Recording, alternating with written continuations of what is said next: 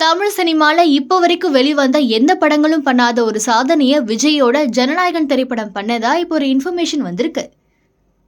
வினோத்தோட இயக்கத்துல விஜய் நடிச்சிட்டு இருக்க ஜனநாயகன் திரைப்படத்தோட வெளிநாட்டு வெளியீட்டு உரிமைகள் சுமார் 75 கோடிக்கு விற்பனை செய்யப்பட்டதா இன்ஃபர்மேஷன்ஸ் வந்திருக்கு. இது தமிழ் சினிமாவோட ஒரு புதிய மைல்கல் சாதனை அப்படின்னு சொல்லலாம். இது ஒரு பக்கம் இருக்க, இன்னொரு பக்கம் இன்னைக்கு டபுள் ட்ரீட்ன்ற மாதிரி ஜனநாயகன் திரைப்படத்தோட ரிலீசிங் டேட்டை இன்னைக்கு படக்குழு அபிஷியல் போஸ்டரோட ரிலீஸ் பண்ணிருக்காங்க. பொங்கலை டார்கெட் பண்ணி இந்த படம் அடுத்த வருஷம் ஜான் 9 அன்னைக்கு ரிலீஸ் ஆகும்னு சொல்றாங்க.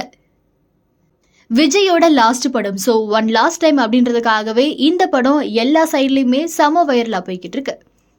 அடுத்த வருஷம் 2026 சட்டமன்ற தேர்தல் வருது. சோ தேர்தலுக்கு ஒரு 2-3 மாதங்களுக்கு முன்னாடி விஜய் அவருடைய பொலிட்டிக்கல் பேஸ் பிலிமை ஜான்வரி 9 அன்னைக்கு அபிஷியலா லான்ச் பண்றாரு.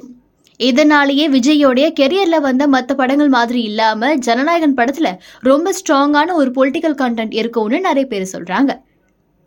படம் ரிலீஸ் ஆறதுக்கு முன்னாடியே ரெக்கார்டை பிரேக் பண்றதும் ரெக்கார்டை கிரியேட் பண்றதும் தளபதியால மட்டும்தான் முடியும்னு மத்தவங்க சொல்றதுக்கு உங்களோட கருத்து என்னன்னு கீழே மறக்காம கமெண்ட் பண்ணுங்க.